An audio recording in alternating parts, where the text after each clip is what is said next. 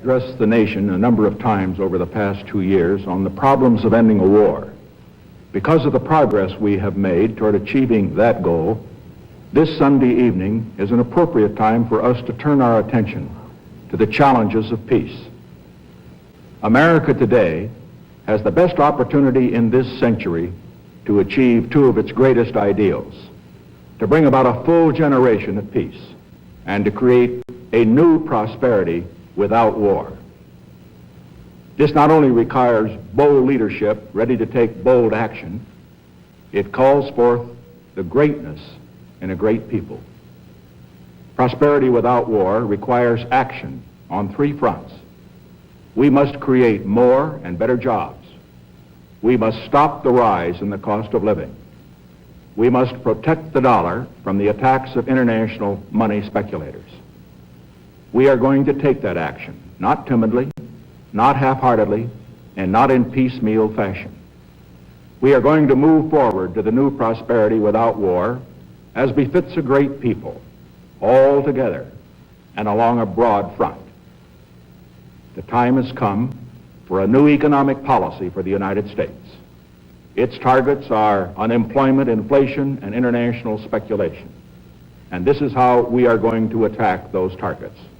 First, on the subject of jobs. We all know why we have an unemployment problem. 2 million workers have been released from the armed forces and defense plants because of our success in winding down the war in Vietnam. Putting those people back to work is one of the challenges of peace, and we have begun to make progress. Our unemployment rate today is below the average of the 4 peacetime years of the 1960s. But we can and we must do better than that. The time has come for American industry, which has produced more jobs at higher real wages than any other industrial system in history, to embark on a bold program of new investment, of production for peace. To give that system a powerful new stimulus, I shall ask the Congress, when it reconvenes after its summer recess, to consider as its first priority the enactment of the Job Development Act of 1971. I will propose to provide the strongest short-term incentive in our history to invest in new machinery and equipment that will create new jobs for Americans. A 10% job development credit for 1 year, effective as of today, with a 5% credit after August 15, 1972. This tax credit for investment in new equipment will not only generate new jobs, it will raise productivity. It will make our goods more competitive in the years ahead. Second, I will propose to repeal the 7% excise tax on automobiles, effective today. This will mean a reduction in price of about $200 per car. I shall insist that the American auto industry pass this tax reduction on to the nearly 8 million customers who are buying automobiles this year. Lower prices will mean that more people will be able to afford new cars, and every additional 100,000 cars sold means 25,000 new jobs. Third, I propose to speed up the personal income tax exemption scheduled for January 1, 1973 to January 1, 1972, so that taxpayers can deduct an extra $50 for each exemption 1 year earlier than planned. This increase in consumer spending power will provide a strong boost to the economy in general and to employment in particular. The tax reductions I am recommending, together with this broad upturn of the economy, which has taken place in the first half of this year, will move us strongly forward toward a goal this nation has not reached since 1956, 15 years ago: prosperity with full employment in peacetime. Looking to the future, I have directed the Secretary of the Treasury to recommend to the Congress in January new tax proposals for stimulating research and development of new industries and new techniques to help provide the 20 million new jobs that America needs for the young people who will be coming into the job market in the next decade. To offset the loss of revenue from these tax cuts, which directly stimulate new jobs, I have ordered today a $4.7 billion cut in federal spending. Tax cuts to stimulate employment must be matched by spending cuts to restrain inflation. To check the rise in the cost of government, I have ordered a postponement of pay raises and a 5% cut in government personnel. I have ordered a 10% cut in foreign economic aid. In addition, since the Congress has already delayed action on two of the great initiatives of this administration, I will ask Congress to amend my proposals to postpone the implementation of revenue sharing for 3 months and welfare reform for 1 year. In this way, I am reordering our budget priorities so as to concentrate more on achieving our goal of full employment. The second indispensable element of the new prosperity is to stop the rise in the cost of living. One of the cruelest legacies of the artificial prosperity produced by war is inflation. Inflation robs every American, every one of you. The 20 million who are retired and living on fixed incomes, they are particularly hard hit. Homemakers find it harder than ever to balance the family budget. And 80 million American wage earners have been on a treadmill. For example, in the 4 war years between 1965 and 1969, your wage increases were completely eaten up by price increases. Your paychecks were higher, but you were no better off. We have made progress against the rise in the cost of living.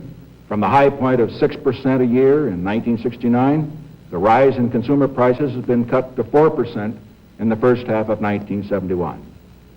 But just as is the case in our fight against unemployment, we can and we must do better than that. The time has come for decisive action, action that will break the vicious circle of spiraling prices and costs. I am today ordering a freeze on all prices and wages throughout the United States for a period of 90 days.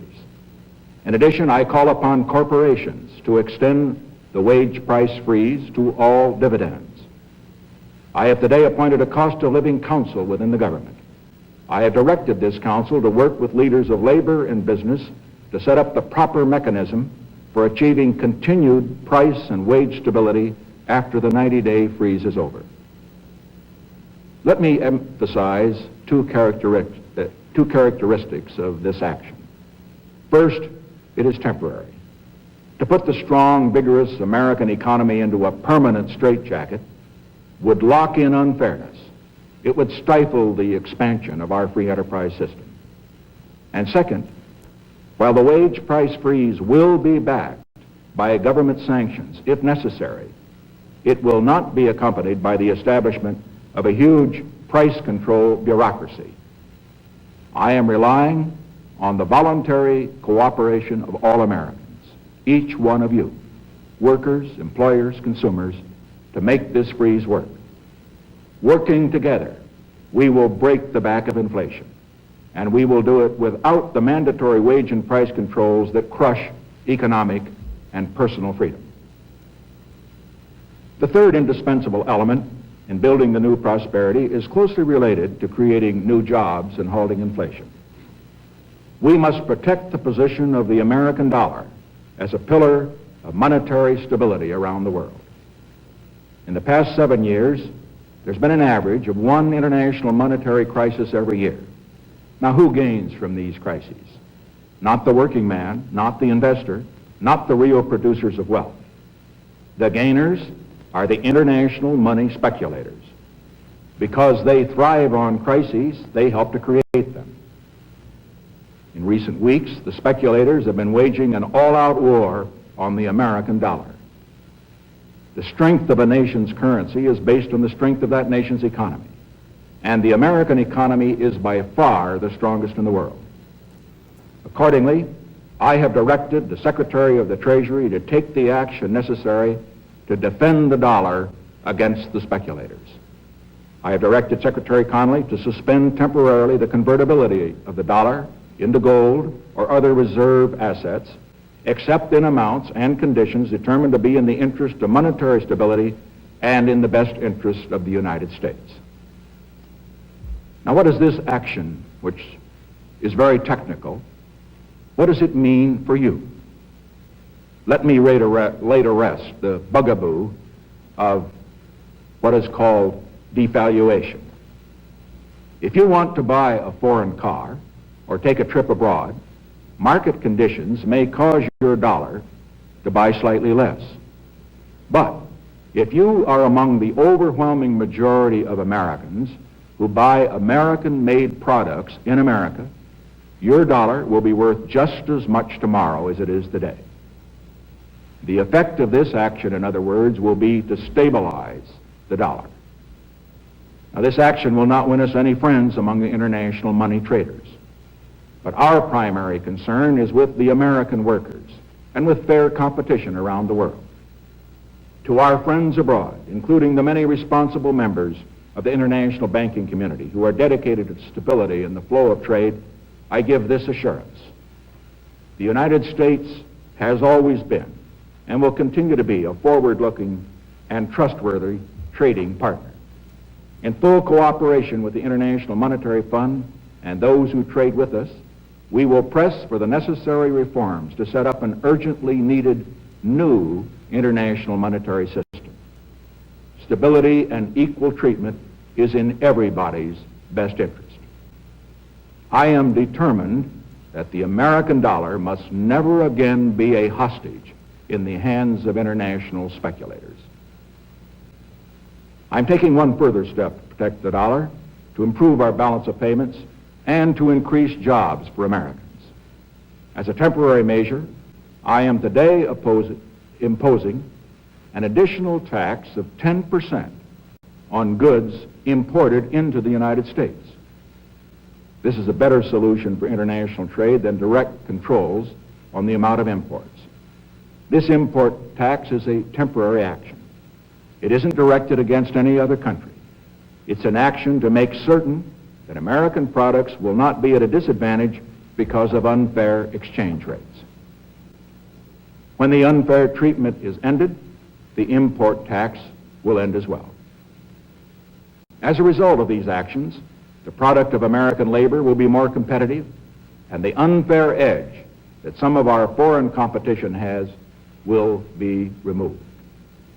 This is a major reason why our trade balance has eroded over the past 15 years.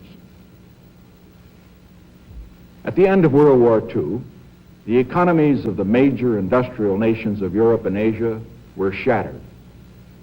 To help them get on their feet and to protect their freedom, the United States has provided, over the past 25 years, $143 billion in foreign aid. That was the right thing for us to do. Today, largely with our help, they have regained their vitality. They have become our strong competitors, and we welcome their success. But now that other nations are economically strong, the time has come for them to bear their fair share of the burden of defending freedom around the world. The time has come for exchange rates to be set straight and for the major nations to compete as equals. There is no longer any need for the United States to compete with one hand tied behind her back. The range of actions I have taken and proposed tonight on the job front, on the inflation front, on the monetary front, is the most comprehensive new economic policy to be undertaken in this nation in 4 decades. We are fortunate to live in a nation with an economic system capable of producing for its people the highest standard of living in the world. A system flexible enough to change its ways dramatically when circumstances call for change. And most important, a system resourceful enough to produce prosperity with freedom and opportunity unmatched in the history of nations. The purposes of the government actions I have announced tonight are to lay the basis for renewed confidence, to make it possible for us to compete fairly with the rest of the world, to open the door to new prosperity. But government, with all of its powers, does not hold the key to the success of a people. That key, my fellow Americans, is in your hands. A nation, like a person, has to have a certain inner drive in order to succeed. In economic affairs, that inner drive is called the competitive spirit. Every action I have taken tonight is designed to nurture and stimulate that competitive spirit, to help us snap out of the self-doubt, the self-disparagement that saps our energy and erodes our confidence in ourselves. Whether this nation stays number one in the world's economy or resigns itself to second, third, or fourth place, whether we as a people have faith in ourselves or lose that faith, whether we hold fast to the strength that makes peace and freedom possible in this world or lose our grip, all that depends on you, on your competitive spirit, your sense of personal destiny, your pride in your country and in yourself. We can be certain of this. As the threat of war recedes, the challenge of peaceful competition in the world will greatly increase. And we welcome competition because America is at her greatest when she is called on to compete. As there's always been in our history, there will be voices urging us to shrink from that challenge of competition, to build a protective wall around ourselves, to crawl into a shell as the rest of the world moves ahead. 200 years ago, a man wrote in his diary these words: "Many thinking people believe America has seen its best days." That was written in 1775, just before the American Revolution, the dawn of the most exciting era in the history of man. And today, we hear the echoes of those voices preaching a gospel of gloom and defeat, saying the same thing. We have seen our best days. I say, let Americans reply. Our best days lie ahead. As we move into a generation of peace, as we blaze the trail toward the new prosperity, I say to every American, let us raise our spirits. Let us raise our sights. Let all of us contribute all we can to this great and good country that has contributed so much to the progress of mankind. Let us invest in our nation's future. And let us revitalize that faith in ourselves that built a great nation in the past and that will shape the world of the future. Thank you.